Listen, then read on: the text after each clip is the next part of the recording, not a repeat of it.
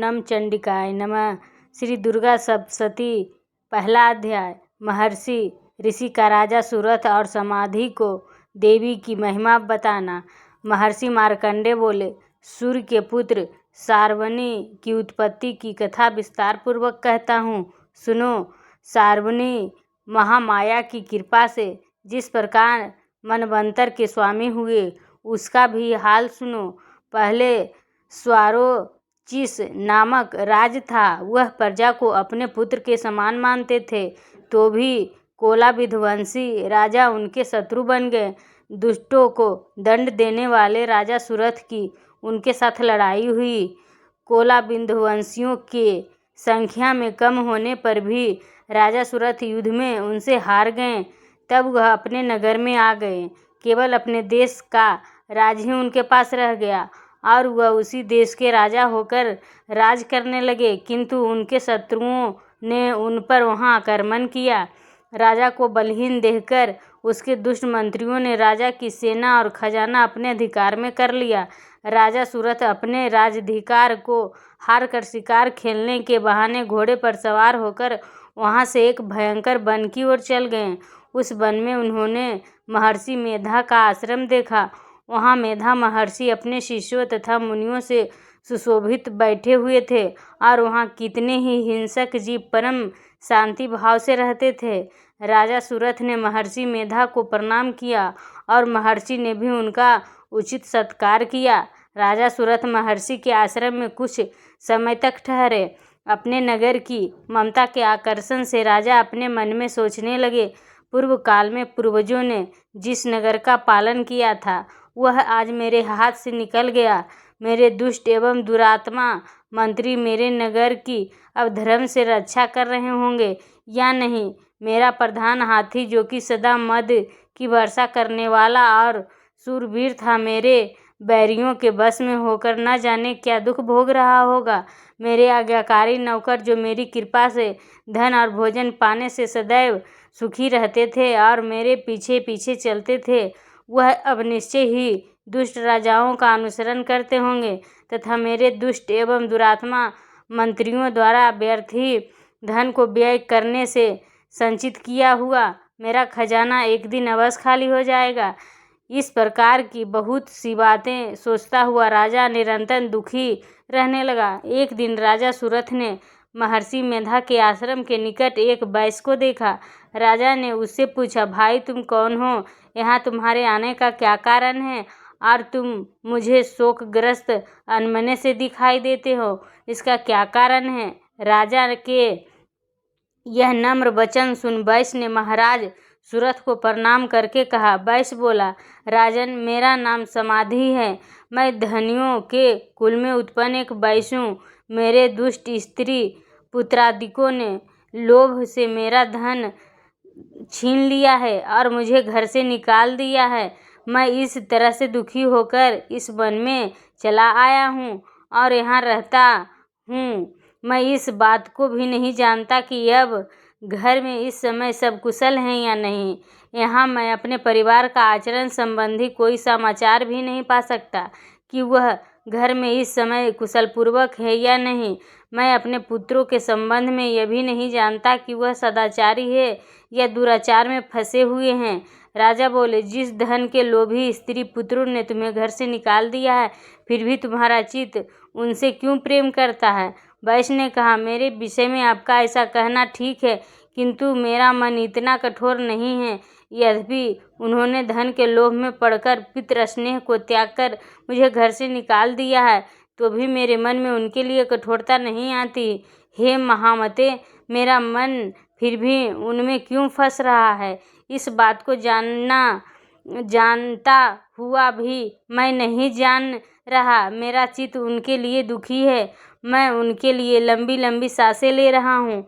उन लोगों में प्रेम नाम को नहीं है, फिर भी ऐसे निस्नेहियों के लिए मेरा हृदय कठोर नहीं होता।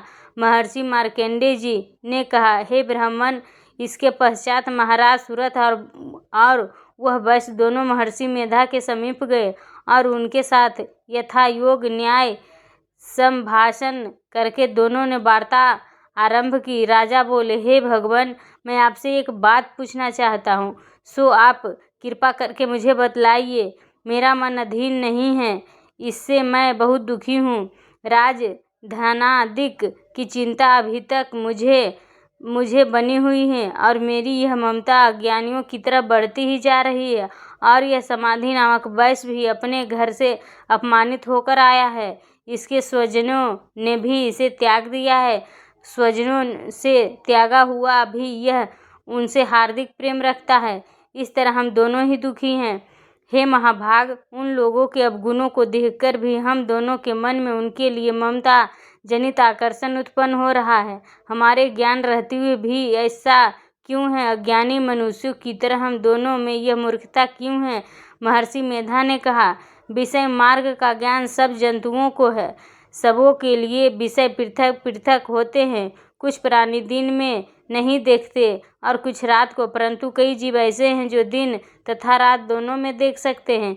यह सत्य है कि मनुष्यों में ज्ञान प्रधान है, किंतु केवल मनुष्य ही ज्ञानी नहीं होता।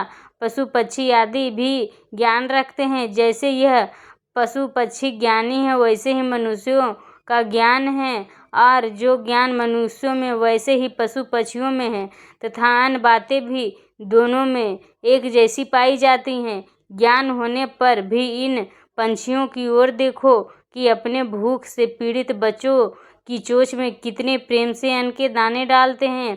हे राजन, ऐसा ही प्रेम मनुष्यों में अपनी संतान के लिए भी पाया जाता है। लोभ के कारण अपने उपकार का बदला पाने के लिए मनुष्य पुत्रों की इच्छा करते हैं और इस प्रकार मोह के गड्ढे में गिरा करते हैं।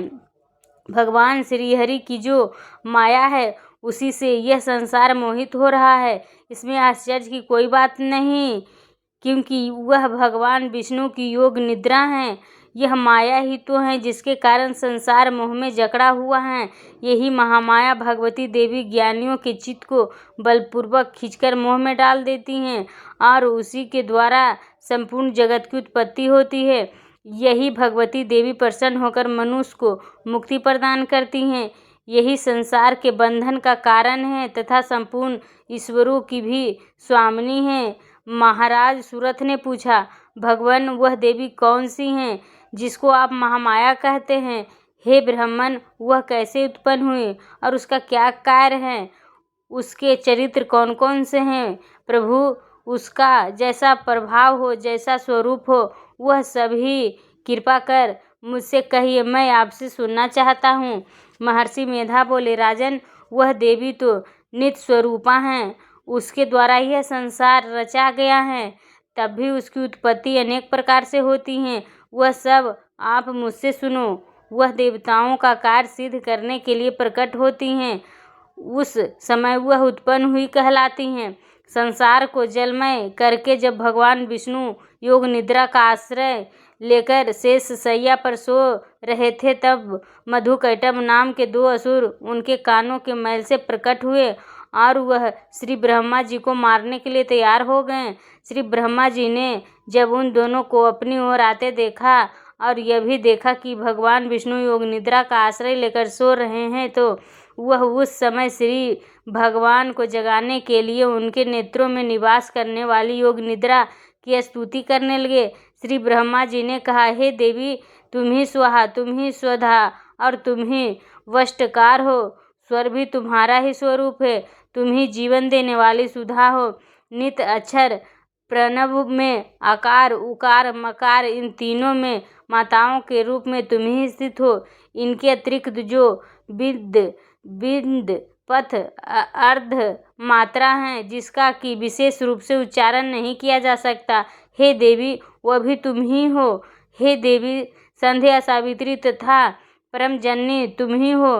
तुम इस विश्व को धारण करने वाली हो। तुमने ही इस जगत की रचना की है और तुम ही इस जगत का पालन करने वाली हो।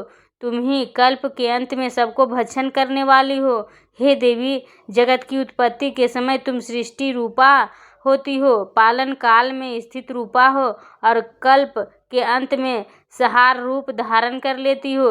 तुम ही महाविद्या, महामाया, महामेधा, महारात्रि और मोहरात्रि हो। श्री ईश्वरी और बोध स्वरूपा बुद्धि भी तुम ही हो, लज्जा, पुष्टि, तुष्टि, शांति और क्षमा भी तुम ही हो। तुम खड्ग धारणी, शूल धारणी, घोर रूपा तथा गदा, चक्र, शंख और धनुष को धारण करने वाली हो। बाण, भुसुंडी और परिघ ये भी तुम्हारे ही अस्त्र हैं। तुम सौम और सोमेंतर हो। यही नहीं बल्कि जितनी भी सौम तथा सुंदर वस्तुएं इस संसार में हैं उन सबसे बढ़कर तुम सुंदर हो। पर और अपर सबसे परे रहने वाली सुंदर तुम ही हो।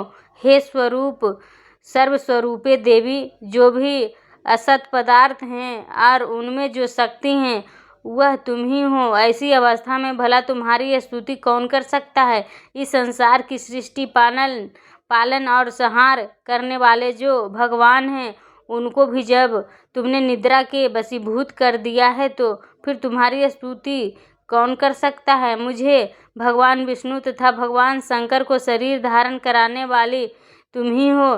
तुम्हारी स्तुति करने की शक्ति किसमें है। हे देवी, तुम तो अपने इन उदार प्रभावों के कारण ही प्रशंसनीय हो। मधु और कैटभ जो भयंकर असुर हैं इन्हें मोह में डाल दो और श्रीहरि भगवान विष्णु को भी जल्दी जगा दो और उनमें इनको मार डालने की बुद्धि भी उत्पन्न कर दो। महर्षि मेधा बोले, हे राजन, जब श्री ब्रह्मा जी ने देवी से इस प्रकार स्तुति करके भगवान को जगाने तथा मधु और कैटभ को मारने के लिए कहा तो वह भगवान श्री विष्णु के नेत्र, मुख, नासिका, बाहु, हृदय और वक्ष स्थल से निकल ब्रह्मा जी के सामने खड़ी हो गईं। उनका ऐसा करना था कि भगवान श्रीहरि तुरंत जाग उठे और दोनों असुरों को देखा जो कि अत्यंत बलवान तथा पराक्रमी थे और मारे क्रोध के जिनके नेत्र लाल हो रहे थे और जो ब्रह्मा जी का वध करने के लिए तैयार थे। तब क्रुद्ध हो उन दोनों दुरात्मा असुरों के साथ भगवान श्रीहरि पूरे 5000 वर्ष तक लड़ते रहे। एक तो वह अत्यंत बलवान तथा पराक्रमी थे, दूसरी महामाया ने भी उन्हें मोह में डाल रखा था। अतः वह श्री भगवान से कहने लगे, हम दोनों तुम्हारी वीरता से अत्यंत प्रसन्न हैं, तुम हमसे कोई वर मांगो। भगवान ने कहा, यदि तुम मुझ पर प्रसन्न हो तो अब तुम मेरे हाथों से मर जाओ। बस इतना सा ही वर मैं तुमसे मांगता हूँ, यहाँ दूसरे वर से क्या प्रयोजन है। महर्षि मेधा बोले, इस तरह से जब वह धोखे में आ गए और अपने चारों ओर जल ही जल देखा तो भगवान श्रीहरि से कहने लगे, जहाँ पर जल न हो, सूखी जमीन हो, उसी जगह हमारा वध कीजिए। महर्षि मेधा कहते हैं, तथास्तु कहकर भगवान श्रीहरि ने उन दोनों को अपनी जांघ पर लिटाकर उन दोनों के सिर काट डाले। इस तरह से यह देवी श्री ब्रह्मा जी की स्तुति करने पर प्रकट हुई थी। अब तुमसे उनके प्रभाव का वर्णन करता हूँ, सुनो। यह पहला अध्याय पूर्ण हुआ।